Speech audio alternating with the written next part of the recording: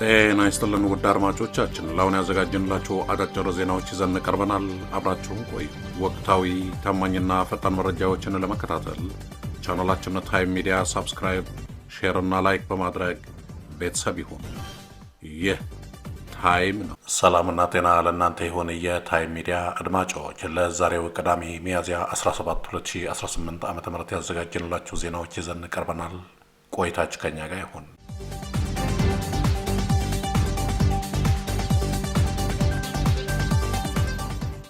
የአውሮፓ ህብረት ከኢትዮጵያ ጋር በሚያደርገው ግንኙነት ግልጽና ተፈጻሚነት ያላቸው የሰብአዊ መብት መስፈርቶችን እንዲያካትት ሂውማን ራይትስ ዎች ጥሪውን ዳግም አቀረበ። ድርጅቱ በቅርቡ የተጀመረው ዲፕሎማሲያዊና ፋይናንሳዊ ግንኙነቶችን ወደ መደበኛ ሁኔታ የመመለስ ሂደት በአገሪቱ ተጠያቂነትን ለማስፈን የሚደረገውን ጥረት ያዳክማል ሲል አስጠንቅቀዋል።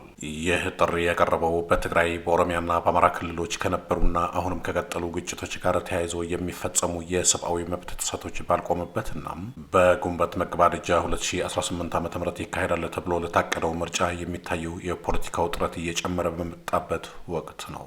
የሂውማን ራይትስ ዎች ምክትል የአፍሪካ ዳይሬክተር ሌቲሺያ ባድር የአውሮፓ ህብረት የመብት ጥሰት ተጠያቂነት ጉዳይ ሳይፈቱ የበጀት ድጋፍን ለመቀጠል መወሰኑ በ2015 ዓ.ም የፕሪቶሪያ የሰላም ስምምነትን ተከትሎ ህብረቱ አስቀምጧቸው ለነበሩ ቅድመ ሁኔታዎችን ያለውን ቁርጠኝነት ጥያቄ ውስጥ ይከታል ብለዋል። ሌቲሺያ ባድር እንደገለጹት የአውሮፓ ህብረት ስለ ሽግግር ፍትህ ደጋግሞ ቢናገርም ከፍተኛ የሰብአዊ መብት ጥሰት የፈጸሙ አካላትን ተጠያቂ ለማድረግ የታየ ተጨባጭ እርምጃ አነስተኛ ነው ብለዋል። በተለይም ከምርጫው በፊት የሰብአዊ መብት ሁኔታው እየተበላሸ ባለበት ወቅት ያለ ተጠያቂነት የገንዘብ ድጋፍን መቀጠል በጣም አሉታዊ መልእክት ያስተላልፋል ብለዋል። ዋናው ስጋት ግንኙነቱን ወደ መደበኛ የመመለሱ ሂደት ከፍትህ አሰጣጡ በበለጠ ፍጥነት መጓዙ ነው ያሉት ባድር ዓለም አቀፍ አጋሮች በትግራይ ጦርነት ወቅትና በሌሎች ክልሎች ለተፈጸሙ ግፎች በምርመራና በክስ ሂደት ላይ ከኢትዮጵያ ባለስልጣናት ግልጽና ተጨባጭ እርምጃዎችን መጠየቅ አለባቸው ብለዋል። ዲፕሎማሲያዊ ግንኙነቱ ተፈጻሚነት ያላቸው ቅድመ ሁኔታዎች ካልተቀመጡለት ፋይዳ ቢስ ወይም የይስሙላ ብቻ ሆኖ ይቀራል ሲል አስጠንቅቀዋል። ሂውማን ራይትስ ዎች በተጨማሪም ድርጅቱ ግንኙነቱ ወደ መደበኛ የተመለሰበት ወቅት ላይ ያለውን ስጋት ሲገልጽ በተመሳሳይ ወቅት ባለስልጣናቱ በገለልተኛ መገናኛ ብዙሃን ላይ ገደብ ጥለዋል፣ ጋዜጠኞችን አሳደዋል፣ እንዲሁም አስረዋል፣ በሲቪል ማህበራት ላይ ዛቻ ፈጽመዋል፣ እንዲሁም ሰላማዊ ስብሰባንና የመናገር ነጻነትን አግደዋል ብለዋል። ህብረቱ ቀደም ሲል በ2013 ዓ.ም ጦርነቱን ተከትሎ የ88 ሚሊዮን ዩሮ ድጋፍ አግዶ የነበረ ሲሆን በወቅቱ ድጋፉ እንዲቀጥል ሙሉ የሰብአዊ እርዳታ አቅርቦት እንዲፈቀድና የዘር ማጽዳት፣ ወታደራዊ ግድያዎችና ጾታዊ ጥቃቶች እንዲቆሙ ጠይቆ ነው። ይሁን እንጂ የአውሮፓ ህብረት ለሂውማን ራይትስ ዎች የቅርብ ጊዜ ትችት እስካሁን የሰጠው ይፋዊ ምላሽ የለም።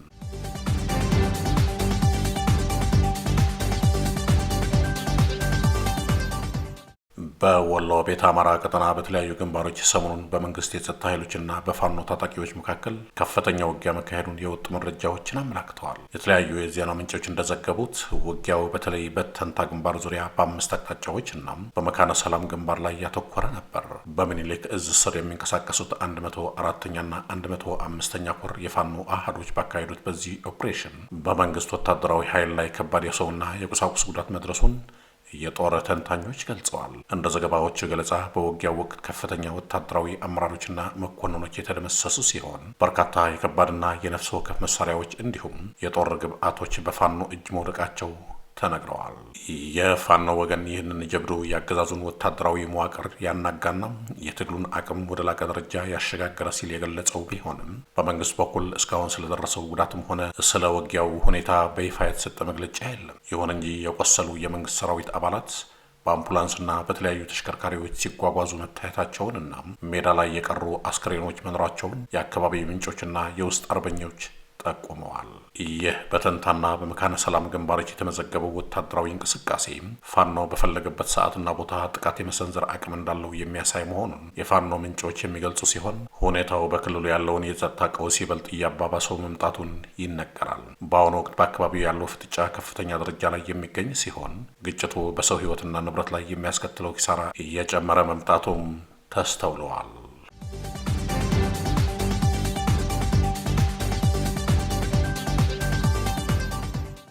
የትግራይ ክልል የፋይናንስና ሀብት ትብብር ቢሮ የ8.5 ቢሊዮን ብር የበጀት ጉድለት ክልሉን ለከፍተኛ የፋይናንስ ቀውስ እንደዳረገው ገለጸ። ይህም የመንግስት ሰራተኞችን ደሞዝ ለመክፈል አዳጋች ከመሆኑም በላይ የልማት ፕሮጀክቶች እንዲቆሙ ማድረጉን ለኢትዮጵያ ገንዘብ ሚኒስቴር በላከው ይፋዊ ደብዳቤ አስታውቀዋል። ቢሮው በደብዳቤው እንደገለጸው ከጥቅምት እስከ መጋቢት ወር ድረስ ለክልሉ እንዲለቀቅ የሚጠበቀው ገንዘብ ባለመለቀቁ መሰረታዊ የመንግስት ስራዎችን የሚያስተጓጉል አጣዳፊ የፋይናንስ ጫና ፈጥረዋል ብለዋል። የቢሮው ኃላፊ ወይዘሮ ምህረት በየነ ደብዳቤው መላኩን አረጋግጠው ይህም ጊዜያዊ አስተዳደሩ የታገደው በጀት እንዲለቀቅ ቀደም ሲል ላቀረባቸው ተከታታይ ጥያቄዎች ምላሽ ባለማግኘቱ የተላከ መሆኑን ገልጸዋል። እንደ ወይዘሮ ምህረት ገለጻም የፌዴራል መንግስት ለቀረቡት ተደጋጋሚ ጥያቄዎችም ሆነ ለቅርብ ጊዜው ይግባኝ እስካሁን የሰጠው ምላሽ የለም ብለዋል። የበጀት ጉድለቱ ያስከተላቸው ዋና ዋና ተጽዕኖዎች መካከል ከ141 ሺህ በላይ ለሚሆኑ የመንግስት ሰራተኞች ደሞዝ መክፈል የማይቻልበት ደረጃ ላይ ተደርሰዋል ብለዋል። ለልማት ዓላማ ተመድቦ የነበረ 844 ሚሊዮን ብር ባለመለቀቁም በክልሉ የሚገኙ ከ20 በላይ ዋና ዋና ፕሮጀክቶች ተቋርጠዋል። በ2018 ዓ.ም የኢትዮጵያ በጀት ዓመት ለትግራይ 23.6 ቢሊዮን ብር የተመደበ ቢሆንም እስከ መጋቢት ወር ድረስ መተላለፍ ከነበረበት 17.1 ቢሊዮን ብር ውስጥ ክልሉ ያገኘው 8.5 ቢሊዮን ብር ወይም ግማሹን ብቻ መሆኑን ተገልጸዋል። የክልሉ ባለስልጣናት የበጀት እጥረቱ ከጦርነት በኋላ እየተደረገ ያለውን የማገገም ጥረት፣ የመሰረታዊ አገልግሎት አቅርቦትና የመልሶ ግንባታ ስራዎችን አደጋ ላይ እየጣለ መሆኑን አስጠንቅቀዋል። ቢሮው የፌዴራል መንግስት ቀሪውን ገንዘብ በአስቸኳይ እንዲለቅ የጠየቀ ሲሆን መዘግየቱ ከቀጠለ ቀውስ ይበልጥ እየከፋ እንደሚሄድም ገልጸዋል። ይህ የበጀት ውዝግብ ለወራት የቆየ ሲሆን ባለፈው ታህሳስ ወር የጊዜያዊ አስተዳደሩ ፕሬዚዳንት ሌፍትናንት ጀነራል ታደሰ ወረደ በጀት መዘግየቱ ደካማ የሆነውን ሰላም ይበልጥ ደካማ ሊያደርገው እንደሚችል ማስጠንቀቃቸው ይታወሳል። ባለፈው ወር በትግራይ የሚገኙ መምህራንና ተማሪዎች የፌዴራል መንግስት የደሞዝ ድጋፍን አቋርጧል በሚል ተቃውሞ ማድረጋቸው የሚታወስ ሲሆን አዲሱ የፋይናንስ ቢሮ ደብዳቤም ቀውሱ መባባሱን የሚያረጋግጥ ሆኖ ተገኝተዋል። በህዳር ወር 2018 ዓ.ም የትግራይ ክልል ጊዜያዊ አስተዳደር ባጋጠሙ ከፍተኛ የበጀት እጥረት ምክንያት አዲሱን የፌዴራል ሲቪል ሰርቪስ የደሞዝ ጭማሪ ሙሉ በሙሉ መተግበር አለመቻሉን የክልሉ እቅድ ኮሚሽን መግለጹን መዘገባችን ይታወሳል። ጊዜያዊ አስተዳደሩ አዲሱን የፌዴራል የደሞዝ ስኬል ለመተግበር አሁን ከገጠመው ፈታኝ ሁኔታ በተጨማሪ እስካሁን ሳይከፈሉ የቆየ የሰራተኞች ክፍያን ችግርን ለመፍታት ትግል ላይ ይገኛል። በመስከረም ወር መጀመሪያ ላይ የትግራይ ጊዜያዊ አስተዳደር ለሲቪል ሰራተኞች፣ ለመምህራንና ለጤና ሰራተኞችና ለክልሉ ኃይሎች አባላት የሚከፈል ክፍያዎችን ለመሸፈን ከ20 ቢሊዮን ብር በላይ እንደሚያስፈልግ ገልጾ ነበር።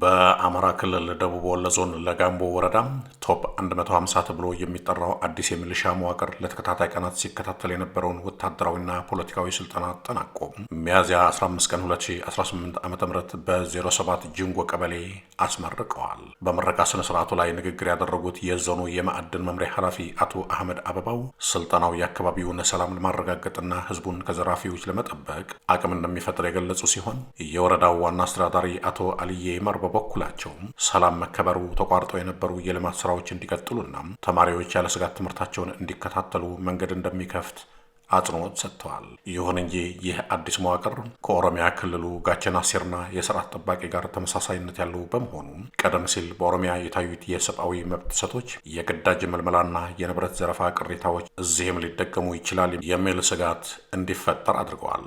በዘመናዊ መሳሪያ በመካናይዝድ ክፍለ ጦርና በድሮን የታገዘው የመንግስት መደበኛ ሰራዊት ሊገታው ያልቻለው የፋኖ ግስጋሴ በጥቂት ቀናት ለብለብ ስልጠና በወሰደ ሚሊሻ ሊቆም ይችላል የሚለው አንድምታም በወታደራዊ ሳይንስ ሚዛን የማይደፋ ሆኖ ይታያል። ይህም መንግስት መደበኛ ሰራዊቱ ያልተወጣውን ኃላፊነት ባልሰለጠነ የሰው ኃይል ለመተካት መሞከሩን የሚያሳየው ከመሆኑም ባለፈ ሲቪሉን ማህበረሰብ ለማይመጣጠን ጦርነትና መስዋዕትነት አሳልፎ መስጠት እንደሆነ ይተቻል። በተጨማሪም ስልጠናውን አንወስድም የሚሉ ግለሰቦች ለእስራትና ለአገልግሎት ክልከላ እንደሚዳረጉ የሚነገረው መረጃም መዋቅሩ ከፍላጎት ይልቅ በማስገደድ ላይ የተመሰረተና በጦር ግንባር ላይ ጽኑ ዓላማ ሊኖሩ የማይችል መሆኑን የሚያመላክት ነው። በመሆኑም ይህ አዲስ የሚሊሻ አደረጃጀት የአካባቢውን ሰላም ከማስጠበቅ ይልቅ በጦርነቱ ሳቢያ የደረሰውን የሰው ኃይል ኪሳራ ለመሸፈን የተደረገ ደካማ የመከላከያ ሙከራ ተደርጎ ሊወሰድ ይችላል። ወደ አድማጮቻችን ለአሁን ያዘጋጀላችሁ ዜናዎች እነዚህ ነበሩ። በቀጣይ እስከምንገናኝ ሰላም በያላችሁበት። ታማኝ ወቅታዊና ፈጣን መረጃዎችን ለመከታተል ቻናላችን ታይም ሚዲያ ሰብስክራይብ፣ ሼር እና ላይክ በማድረግ ቤተሰብ ይሁኑ። ይህ ታይም ሚዲያ